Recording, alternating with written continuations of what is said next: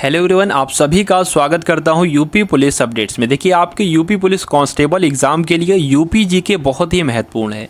अगर देखा जाए तो 8 से 9 प्रश्न आपके बनेंगे आपके एग्ज़ाम में, जो आपका एग्ज़ाम बहुत ही जल्द होने वाला है। दिसंबर तक आप सभी का वही एग्ज़ाम हो जाएगा, तो आप सभी लोग अपनी तैयारी को डबल कर दीजिए। देखिए, इस क्लास में हम सभी लोग क्या देखेंगे, कुछ इंपॉर्टेंट क्वेश्चन देखेंगे यूपी जीके के, और हम लोग जो है हिंदी के 37 क्वेश्चन देखेंगे। जैसे आपके एग्ज़ाम में आएंगे ना 37 क्वेश्चन, उसी प्रकार के सेम हर एक चैप्टर के हम लोग प्रश्नों को देखेंगे। तो 37 क्वेश्चंस हिंदी के होंगे और यूपी जीके के आपके क्वेश्चन होंगे कुछ इंपॉर्टेंट क्वेश्चंस। तो जो हिंदी के क्वेश्चन है वो आपको मैडम के द्वारा करवाए जाएंगे इसी क्लास में, और यूपी जीके के क्वेश्चन मैं आपको करवा रहा हूं। तो पहला प्रश्न यहाँ पर आपसे देखिए पूछा जा रहा है कि उत्तर प्रदेश में जो चकबंदी योजना है इसको कब लागू किया गया था? 1954 में, 1964 में, 1980 में या 1984 में? देखिए भाई, चा से हो जाएगा आपका चकबंदी और चा से हो जाएगा 54। ठीक है, चा से हो गया चकबंदी और चा से हो गया 54। तो 1954 में आपका चकबंदी योजना को शुरू किया गया। तो जो लोग भी ऑप्शन नंबर ए के साथ हैं, आप सभी का उत्तर यहाँ पर बिल्कुल सही हो जाएगा।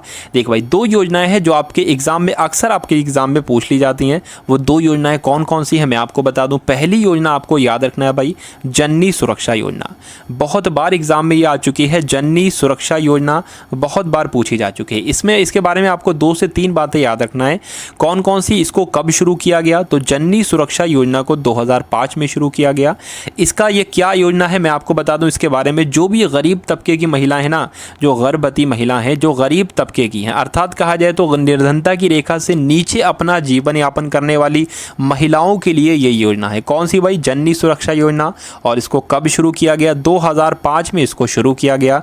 इतनी जानकारी आपको याद रखना है। उसके बाद अगर हम लोग दूसरी बात करें, दूसरी योजना इंपॉर्टेंट जो है आपके लिए वो है आपके किसान सम्मान निधि योजना। किसान सम्मान निधि योजना, इसके बारे में हम लोग थोड़ी बहुत जानकारी ले लेते हैं कि इसको कब शुरू किया गया। तो हाल फिलहाल में ही इसको शुरू किया गया भाई, 2019 में इसको शुरू किया गया। किसके द्वारा? प्रधानमंत्री नरेंद्र मोदी के द्वारा शुरू किया गया। और एक बात जो है जो बहुत ही इंपॉर्टेंट है, आपसे पूछा जाएगा कि किसान सम्मान निधि योजना को नरेंद्र मोदी के द्वारा 2019 में शुरू किया गया उत्तर प्रदेश के कौन से ज़िले से? तो आप सभी लोग क्या बताओगे? गोरखपुर से शुरू किया गया। ठीक है, गोरखपुर से शुरू किया गया। तो इतनी जानकारी आप सभी को याद रखना है। अगला प्रश्न देखेंगे आप लोग अब, और वीडियो को आप सभी लोग भाई शेयर कर दो। कम से कम 50 लाइव स्टूडेंट तो इस क्लास में कर दो भाई। कम से कम 50 लाइव स्टूडेंट क्लास में आप सभी लोग कर देंगे, ऐसा उम्मीद है। तो देखिए, यहाँ पर सेकंड क्वेश्चन आपके सामने आया है कि उत्तर प्रदेश में ऊर्जा का सर्वाधिक महत्वपूर्ण स्रोत कौन सा है? नाभिकीय ऊर्जा, पेट्रोल, तापीय ऊर्जा या जल ऊर्जा? बताएंगे इस प्रश्न का राइट आंसर आप सभी लोग। देखिए, तो यहाँ पर अगर हम लोग सही उत्तर की बात करें तो तापीय ऊर्जा जो है आप सभी लोगों को याद रखना है। उत्तर प्रदेश में ऊर्जा का सबसे महत्वपूर्ण स्रोत कौन सा है? तो तापीय ऊर्जा इस प्रश्न का बिल्कुल सही उत्तर हो जाएगा। अगला प्रश्न देखेंगे आप लोग अब, और इस प्रश्न का सही उत्तर बताने की कोशिश करेंगे। देखिए, क्लास आपके एग्जाम के लिए भाई बहुत ही महत्वपूर्ण है। ठीक है, यूपी जीके के सभी क्वेश्चन इन्हीं क्लासों से आपके आएंगे, ये समझ लीजिए आप लोग। तो इस क्लास को आप लोग भाई डेली आपकी एक क्लास होगी। तो उसके अलावा अगर हम लोग बात करें तो हिंदी के क्वेश्चन भी आपके ठीक उसी प्रकार के आएंगे जो आपके 2021 में आपके आने वाले एग्जाम, यूपी कांस्टेबल के एग्जाम में आने वाले हैं। तो ये क्लास आप सभी को भाई सपोर्ट भी करते रहना है और इसको शेयर भी करते रहना है, क्योंकि जितना ज़्यादा आप लोग सपोर्ट करोगे ना तो उतना ज़्यादा ही हम लोगों को अच्छा लगेगा और उतनी ज़्यादा ही हम लोग आपके लिए जो है मेहनत कर पाएंगे, क्लास को प्रोवाइड कर पाएंगे। तो यहाँ पर आपसे देखिए प्रश्न पूछा जा रहा है कि उत्तर प्रदेश का एकमात्र परमाणु ऊर्जा केंद्र नरौरा की विद्युत उत्पादन क्षमता कितनी है? ये आपसे पूछा जा रहा है। बहुत ही अच्छा प्रश्न भाई, बताइए 470 मेगावाट है क्षमता, या 570 मेगावाट क्षमता है, या 670 मेगावाट, या आपके 770 मेगावाट? तो बताएंगे इस प्रश्न का राइट आंसर आप सभी लोग बताइए।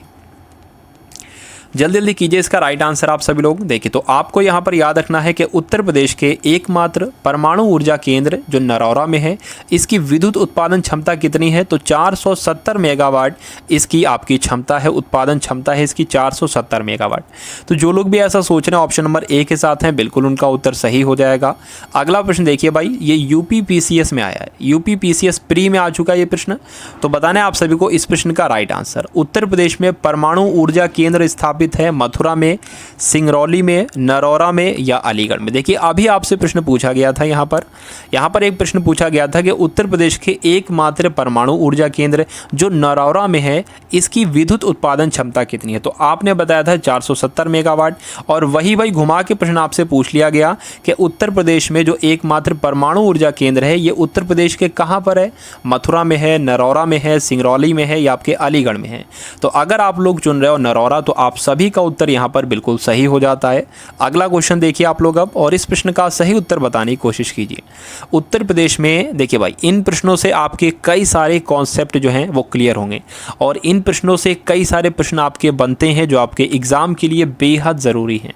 तो यहाँ पर आप सभी लोग देख रहे हो कि उत्तर प्रदेश में नवाबगंज पक्षी विहार कहाँ पर स्थित है? गाज़ियाबाद में है, गोंडा में है, रायबरेली में है या उन्नाव में है? देखिए सीधा सीधा प्रश्न आपसे बनेगा तो जल्दी से बताएंगे आप सभी लोग इस प्रश्न का राइट आंसर।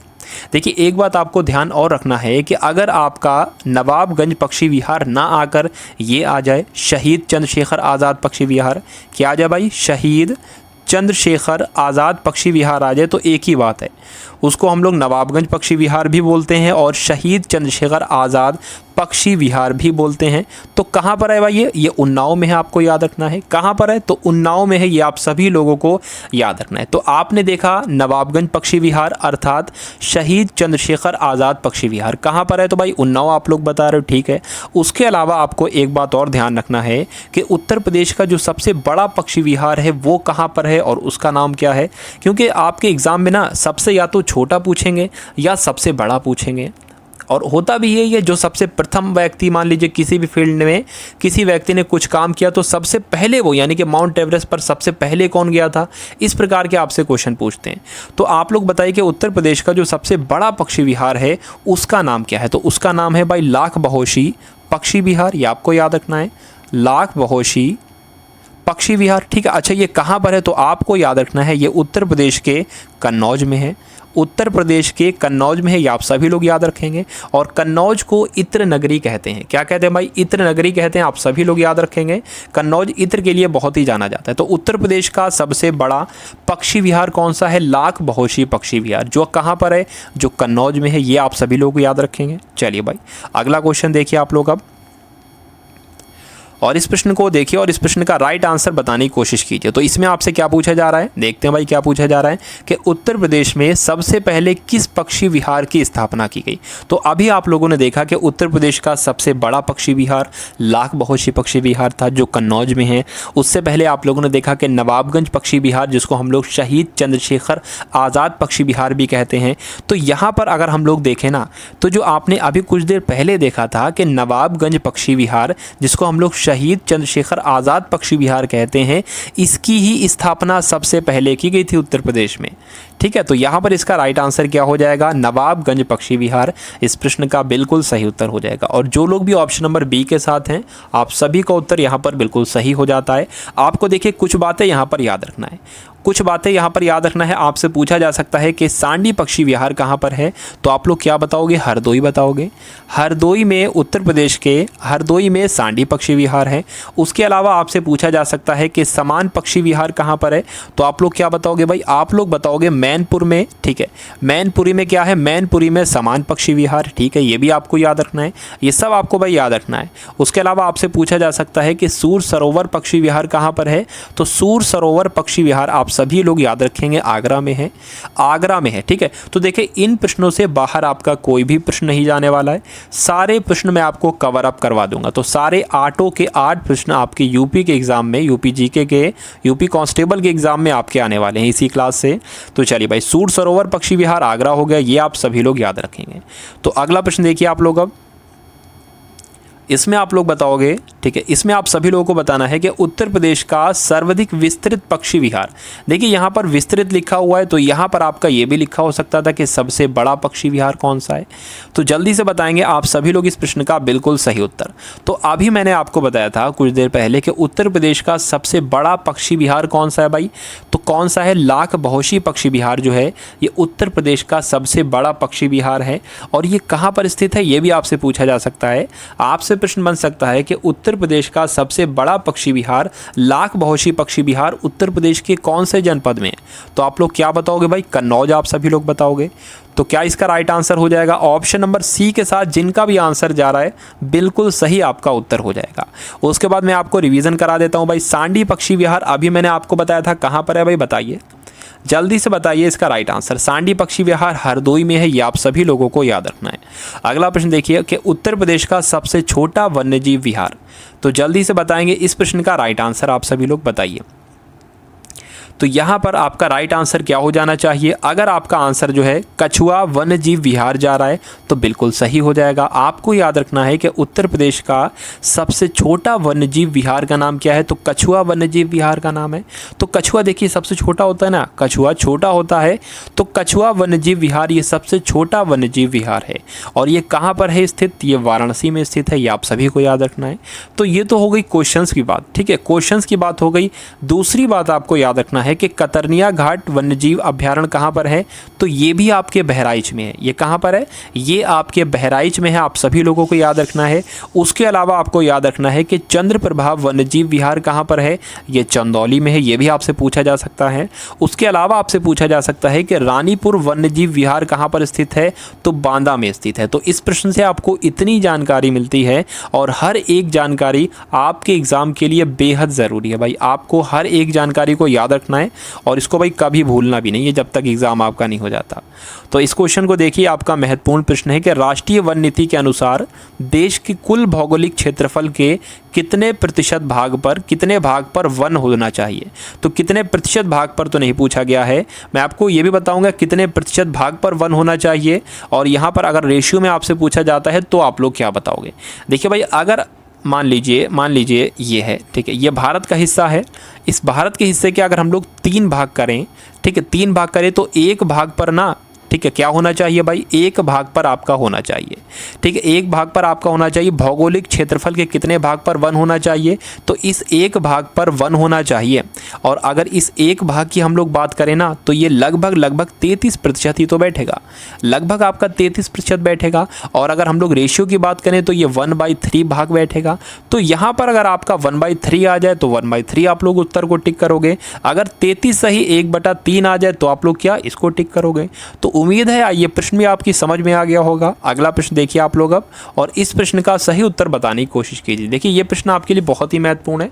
इससे लगभग 3 प्रश्न आपके बनते हैं। इस एक प्रश्न से आपके 3 प्रश्न बनते हैं। वो 3 प्रश्न कौन कौन से हैं ये मैं आपको बताऊंगा। देखिए यहाँ पर आपसे पूछा जा रहा है, एक सेकेंड, हाँ, यहाँ पर आपसे पूछा जा रहा है कि राष्ट्रीय दुधवा उद्यान जो आपके लखीमपुर खीरी में है, इसको बाघ परियोजना में कब शामिल किया गया? ये आपसे यहाँ पर प्रश्न बन रहा है, ठीक है। तो सबसे पहली बात तो आपको याद रखना है कि राष्ट्रीय दुधवा उद्यान जो है ये लखीमपुर खीरी में है, लखीमपुर खीरी में है। और लखीमपुर खीरी का सबसे अधिक क्षेत्रफल है, अगर उत्तर प्रदेश की जनपदों की बात की जाए तो सबसे अधिक क्षेत्रफल किसका है?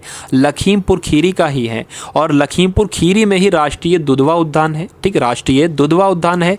दूसरी बात आपको देखिए क्या याद रखना है, मैं आपको बता देता हूं, क्रम से मैं आपको याद करवाऊंगा। तो सबसे पहली बात तो आपको याद रखना है कि राष्ट्रीय दुधवा उद्यान की स्थापना कब हुई थी? ये आपसे प्रश्न बन सकता है। इसकी स्थापना कब हुई थी तो आप लोग क्या बताओगे? इसकी स्थापना हुई थी 1968 में, ठीक है, 1968 में इसकी स्थापना हो गई। लगभग उसके 10 साल बाद क्या हुआ? 9 से 10 साल बाद इस राष्ट्रीय उद्यान का इसको दर्जा मिला। पहले तो ये राष्ट्रीय उद्यान नहीं था, दुधवा उद्यान था। फिर इसको लगभग 10 साल बाद, 9 से 10 साल बाद, यानी कि 1977 में इसके ऊपर राष्ट्रीय लग गया। तो राष्ट्रीय दुधवा उद्यान इसको कहा जाने लगा। कब कहा जाने लगा? 1977 में कहा जाने लगा। और लगभग 1977 के बाद लगभग 10 से 11 साल बाद 1987-88 में इसको क्या हो गया? इसको बाघ परियोजना में शामिल कर दिया गया। तो ये 3 क्रम आपको याद रखना है। मैं आपको फिर से एक बार रिवीजन करा देता हूं, आप सभी लोग याद रखेंगे। पहली बात आपको याद रखना है कि राष्ट्रीय दुधवा उद्यान लखीमपुर खीरी में है। दूसरी बात आपको याद रखना है कि दुधवा राष्ट्रीय उद्यान की स्थापना 1968 में हुई। तीसरी बात आपको याद रखना है 1968 के लगभग 9 से 10 साल बाद राष्ट्रीय उद्यान का इसको दर्जा मिला। तो 1977 में इसको राष्ट्रीय उद्यान का दर्जा मिला। और उसके लगभग 10 से 11 वर्ष बाद 1987-88 में राष्ट्रीय दुधवा उद्यान को बाघ परियोजना में शामिल कर लिया। तो ये 3 से 4 यहाँ पर आपके प्रश्न बनते हैं, आप सभी लोगों को याद रखना है।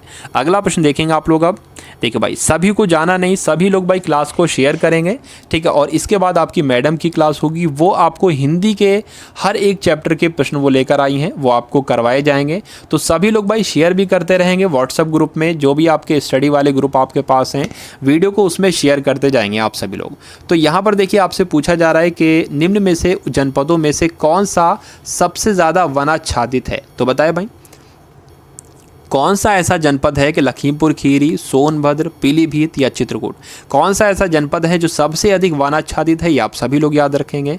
तो सोनभद्र इस प्रश्न का बिल्कुल सही उत्तर हो जाएगा। और जिन लोगों का भी आंसर सोनभद्र आ रहा है, बिल्कुल सही आपका उत्तर हो जाएगा। सोनभद्र जो है ना, ये उत्तर प्रदेश के सबसे दक्षिण में स्थित है। पूछा जाएगा उत्तर प्रदेश का सबसे दक्षिणी जनपद कौन सा है, तो सोनभद्र आप लोग बताओगे, ये आप सभी लोगों को याद रखना है। पीलीभीत की अगर हम लोग बात करें तो बांसुरी का सबसे अधिक उत्पादन पीलीभीत में किया जाता है, आप सभी लोग भाई याद रखेंगे। चलिए, तो यहाँ पर जो है अब आपकी इसको ख़त्म किया जा रहा है यूपी जीके को। अब आपकी हिंदी की क्लास जो है मैडम के द्वारा शुरू की जा रही है। Hello everyone, welcome to UP police update. मैं आप सभी के लिए हिंदी के कुछ बहुत ही महत्वपूर्ण प्रश्न लेकर के आई हूँ। तो चलिए जल्दी से क्लास को स्टार्ट करते हैं। लेकिन क्लास को स्टार्ट करने से पहले आप सभी लोग एक बार क्लास को शेयर कर दीजिए। तो चलिए पहला क्वेश्चन देखते हैं। उपमा अलंकार में उप का क्या अर्थ है। तो उपमा अलंकार में उप का अर्थ बताइए। ऑप्शन नंबर ए है ऊपर, बी बादल, सी समीप या फिर डी तौलना। तो इसका राइट आंसर क्या होगा जी? इसका राइट आंसर है उपमा में उप का अर्थ पहले बताइए क्या होता है। उपमा में उप का अर्थ होता है समीप, ठीक है। और अगर हम पूछ लेते हैं माँ का क्या अर्थ है उसमें, तो माँ का अर्थ हो जाता है, अगर यहाँ पे उप की जगह हम पूछ लेते हैं क्वेश्चन में कि उपमा अलंकार में माँ का क्या अर्थ होता है, तो माँ का अर्थ होता है तौलना, ठीक है। और यहाँ पर पूछा है इन्हीं ने उप का अर्थ, तो उप का अर्थ हो गया ऑप्शन नंबर सी समीप। अगर माँ का पूछते तो यहाँ पर तौलना राइट आंसर होता, ठीक है। चलिए आगे बढ़ते हैं। मिलजुल मन किसकी रचना है। ए चित्रा मृदुल की, बी मृदुला गर्ग की या फिर सी नासिरा शर्मा या फिर डी ममता कलिया। जी, इसका राइट आंसर है option number B Mridula Garg ji. इनको 2013 में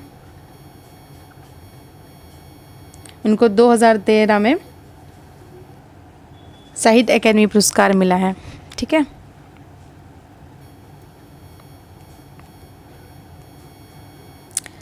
अगला क्वेश्चन है जिंदगी नामा के लेखक कौन है। जिंदगी नामा के लेखक ए कालिदास, बी केदारनाथ सिंह या सी कैफी अंजमी या फिर कृष्णा सोपती।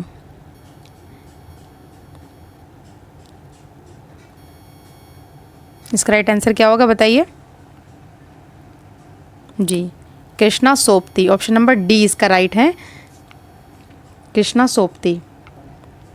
और इनको 1980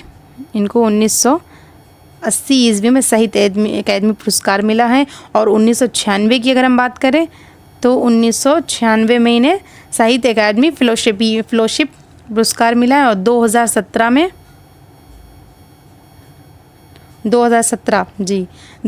में इनको जो है ना भारतीय ज्ञानपीठ पुरस्कार से भी सम्मानित किया गया है। और अगर इनकी कृतियों की बात करें तो उसमें दिलो दानिश, मित्रो मरजानी, सूरजमुखी अंधेरे के, हम हशमत वगैरह हैं, ठीक। आगे देखते हैं। पीपर पात सरिस मन डोला। पीपर पात उपमा अलंकार का कौन सा अंग है। उपमा अलंकार क्या होता है। उपमा अलंकार में उपमेय को उपमान से, यानी कि किसी से तुलना की जाती है जिस किसी की, ठीक है। तो पीपर पात क्या होता है, यहाँ पर मन की जो है ना जी, मन की तुलना यहाँ पर पीपर पात से की गई है। तो मन क्या हो गया, उपमेय हो गया, और पीपर पात क्या हो गया, उपमान। तो यहाँ पे राइट आंसर हो गया ऑप्शन नंबर सी उपमान, ठीक है। चलिए आगे बढ़ते हैं। काफूर होना मुहावरे का सही अर्थ क्या होगा। कलंकित होना, बी भाग जाना, सी बड़ा काम करना या फिर डी गद्दार होना। काफूर होने का राइट आंसर क्या होगा इसका?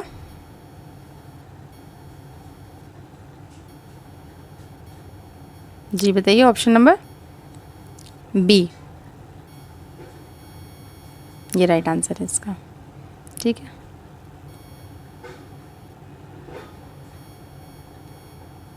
चलिए आगे बढ़ते हैं। काली घटा का घमंड घटा, यहाँ पर इस पंक्ति में कौन सा अलंकार है? जी, प्रश्न अलंकार है, अनियुक्ति अलंकार है, विप्सा अलंकार है, या फिर यमक अलंकार है? जी, इसमें कौन सा अलंकार है? यमक अलंकार है। यमक अलंकार कहाँ पे होता है? यमक अलंकार वहाँ पे होता है जहाँ पर दो शब्द आए लेकिन उसका अलग अलग हो। ठीक है, यहाँ पर इसका मीनिंग अलग हो, यहाँ पर इसका मीनिंग अलग हो। यहाँ पर काली घटा का मतलब काले बादलों से है, और यहाँ पर घमंड घटा मतलब कमी आना। तो दोनों एक ही शब्द के अलग अलग मीनिंग निकले हैं, अर्थ निकले हैं, तो वहाँ पर क्या हो गया है? यमक अलंकार हो गया है। चलिए आगे देखते हैं। अगला क्वेश्चन है, निरंतर करने से कामयाबी ज़रूर हासिल होती है। तो निरंतर क्या करने से? हंगामा, प्रयास, कार्य, या फिर चीत्कार? आप सभी को इसका आंसर पता होगा। जी, इसका राइट आंसर है ऑप्शन नंबर बी, प्रयास। निरंतर प्रयास करने से कामयाबी हासिल होती है। दिए गए विकल्पों में से सही वाक्य चुनिए। मैं आपको प्रणाम करता हूँ, मैं आपसे प्रणाम किया था, मैंने आपको प्रणाम किया था, या फिर डी, मैं आपको प्रणाम किया था। तो इसका राइट आंसर क्या होगा? शुद्ध वाक्य इसमें से कौन सा लग रहा है? ऑप्शन नंबर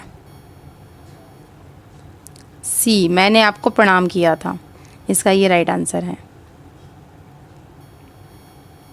चलिए आगे बढ़ते हैं। विकल्पों में से पुल्लिंग शब्द का चयन कीजिए। तपस्विनी, परोपकारिणी, तेजस्वी, या फिर हंसनी? तो पुल्लिंग शब्द बताइए कौन सा है? अगर देखा जाए तपस्विनी तो ये स्त्रीलिंग है, ये स्त्रीलिंग है। इसका अगर हम पुल्लिंग की बात करें तो तपस्वी हो जाएगा। अगर परोपकारिणी की बात करते हैं तो इसका, ये भी स्त्रीलिंग है, इसका पुल्लिंग हो जाएगा परोपकारी। और अगर हंसनी की बात करें तो ये भी स्त्रीलिंग है, और इसका पुल्लिंग क्या होगा? हंस। तो राइट आंसर हमारा एक ही बचा, जो कि है ऑप्शन नंबर सी, तेजस्वी। चलिए अगला प्रश्न देखते हैं। थोता चना बाजे घना, मुहावरे का सही अर्थ क्या होगा? चने रूपी खिलौने से खेलना, बी, दिखावा बहुत करना परंतु सार ना होना, सी, चने को बजाना, या फिर डी, बहुत आवाज़ करना? तो इसका राइट आंसर है ऑप्शन नंबर बी, दिखावा बहुत करना परंतु सार ना होना। अगला देखते हैं। किंचित तत्सम शब्द का तद्भव शब्द बताइए क्या होगा? किंचित का परंतु, लेकिन, कुछ, या थोड़ा? जी, इसका राइट आंसर है ऑप्शन नंबर सी, कुछ। चलिए आगे देखते हैं।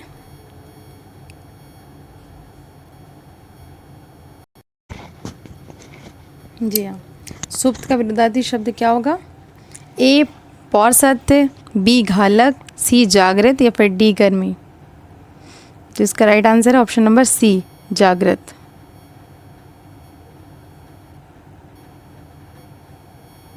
जागृत, ठीक है। चलिए अगला क्वेश्चन है।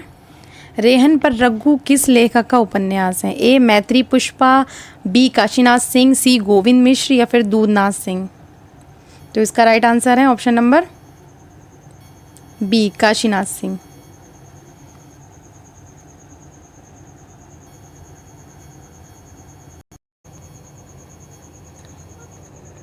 जी, अगर ये पूछते हैं कि इसको साहित्य अकादमी पुरस्कार कब मिला था, तो इसको मिला है 2011 ईस्वी में साहित्य अकादमी पुरस्कार। और ये किस विधा की रचना है? तो ये उपन्यास विधा की रचना है। ठीक है, उपन्यास विधा की रचना है। चलिए अगला क्वेश्चन है। दिए गए विकल्पों में से शुद्ध वाक्य पहचानिए।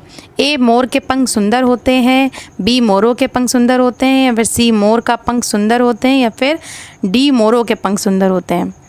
तो इसका राइट आंसर है ऑप्शन नंबर ए, मोर के पंख सुंदर होते हैं। यही सबसे शुद्ध वाक्य प्रतीत हो रहा है, तो यही इसका राइट आंसर है। अगला प्रश्न देखते हैं। कौन सा विशेषण निश्चित संख्यावाचक विशेषण नहीं है? ध्यान से पढ़िए क्वेश्चन। कौन सा विशेषण निश्चित संख्यावाचक विशेषण नहीं है? ए, कुर्ते के लिए 2 मीटर कपड़ा चाहिए। बी, चाय में 50 ग्राम चीनी डालना। सी, सैकड़ों लोग मारे गए। या फिर डी, 1 किलो आम से ज़्यादा मत लाना। बताइए इसका राइट आंसर क्या होगा?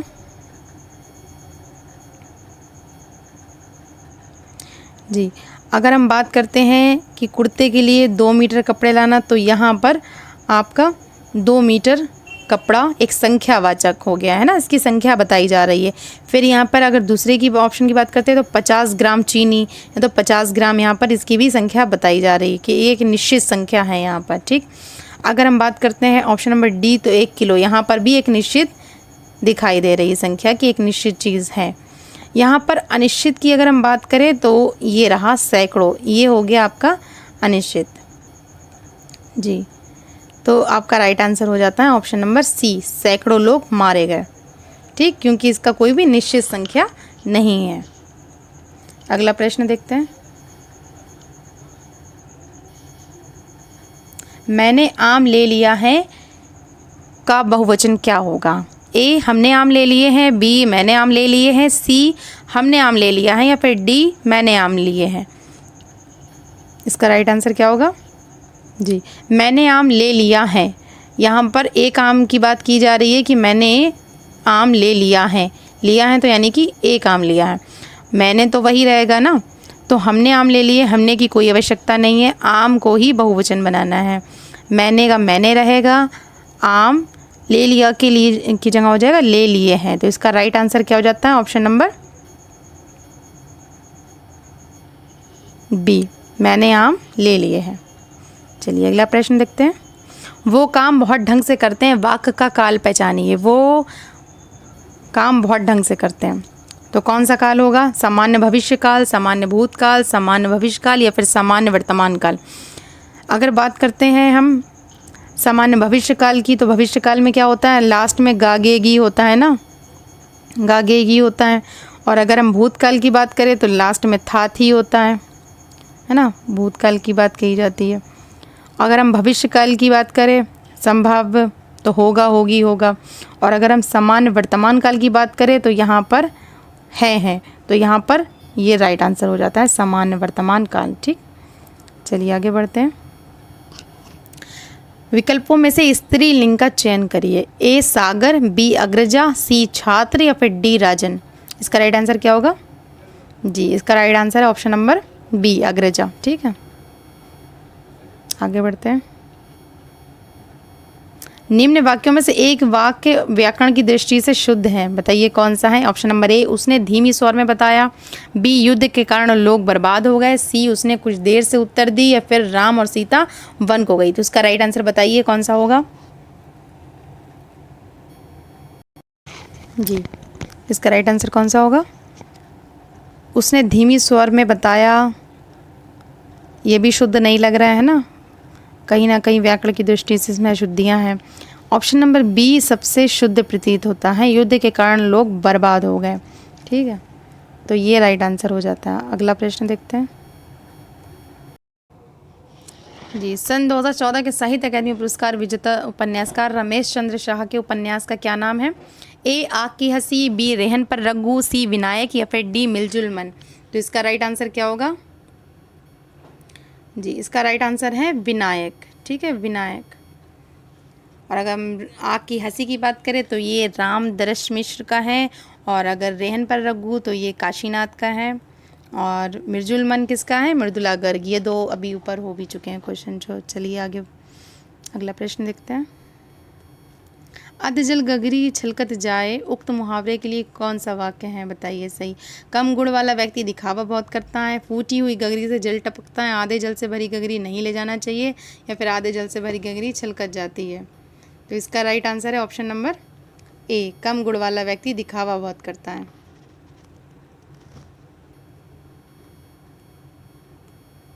भारत रत्न विभूषित कवि कौन से हैं?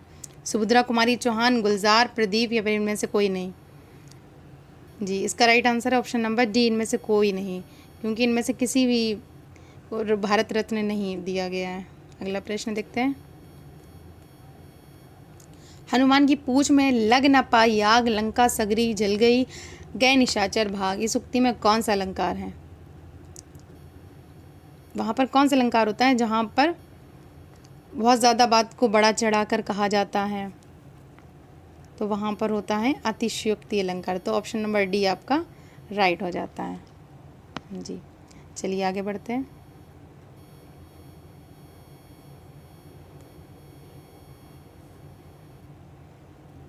बिनु पग चले सुने बिनु काना, इसमें कौन सा अलंकार है? यानी कि वो बात होना जहाँ पर वो बात ना हो। यहाँ पर जिसके पैर नहीं हैं वो चला है, और सुने बिनु काना यानी बिना कान के उसने सुना है। तो इसमें कौन सा है? इसका राइट आंसर है ऑप्शन नंबर बी, विभावना अलंकार है इसमें। चलिए आगे बढ़ते हैं। पानी का सामान्य बहुवचन बताइए क्या होगा?